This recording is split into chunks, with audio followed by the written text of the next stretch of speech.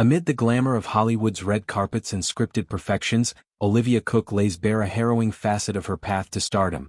A season of mental unraveling in her 20s that tested the limits of her endurance.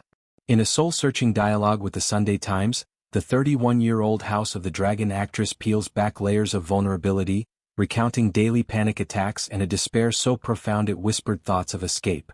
Panic attacks every day for 3 weeks, she confesses, her voice steady yet shadowed by memory. I wouldn't wish it on my worst enemy.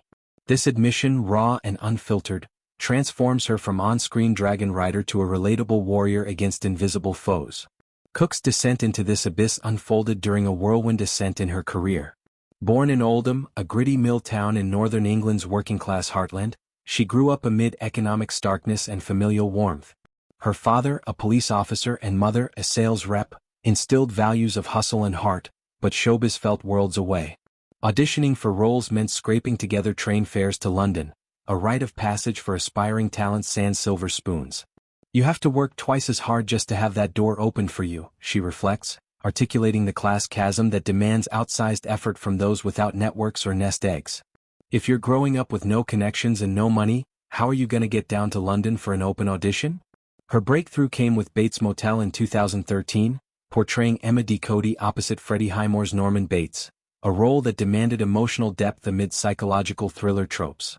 Subsequent films like The Quiet Ones and Pixio further honed her craft, but success's velocity amplified internal pressures. The breakdown struck like a tempest, relentless in its grip. It was like you're being tortured from within, Cooke describes, evoking the suffocating vice of anxiety that blurred days into dread.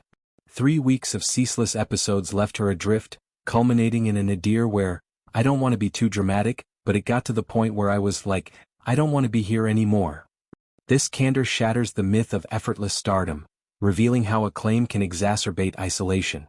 In her mid-20s, navigating typecasting fears and industry scrutiny, Cooke found herself unraveling threads she'd woven so carefully. Sleep evaded her, meals turned tasteless, mirrors reflected a stranger hollowed by fear. Yet, amid the storm, glimmers of salvation emerged through her art. Between action and cut, that was like heaven, she shares, illuminating acting's redemptive power. On sets like Bates Motel's fog-shrouded lanes or Sound of Metal's intimate acoustics, performance became sanctuary, a structured chaos where vulnerability channeled into character, offering respite from self-doubt. Cooke's Oldham roots profoundly informed her resilience. The town's textile legacy, scarred by deindustrialization, mirrored her own battles, adapting to obsolescence while clinging to identity. Community bonds, pub gatherings, football matches, taught communal coping, lessons she carried to LA's alien sprawl. Therapy, though stigmatized in her upbringing, became a turning point, alongside mindfulness practices that grounded her amid Emmy buzz for House of the Dragon. Playing Alicent Hightower, a queen entangled in power plays, parallels her real-life navigation of fame's treacherous courts. Growing up in Oldham shaped both her resilience and her determination to succeed, she notes, crediting that forge for her tenacity. This revelation extends beyond personal catharsis, spotlighting mental health's silent epidemic in entertainment. Cooke joins voices like Selena Gomez and Kristen Bell, advocating for destigmatization. Her story underscores systemic barriers, how working-class accents and origins demand overproofing against bias. Initiatives like her support for UK youth programs aim to bridge that gap, funding audition travel for underprivileged dreamers. As she eyes projects like a rumored Marvel role, Cooke embodies hope, proof that breakdowns precede breakthroughs and sharing scars fosters solidarity. In recounting this chapter, Cooke doesn't seek pity but connection, urging empathy in a judgment-hastened world.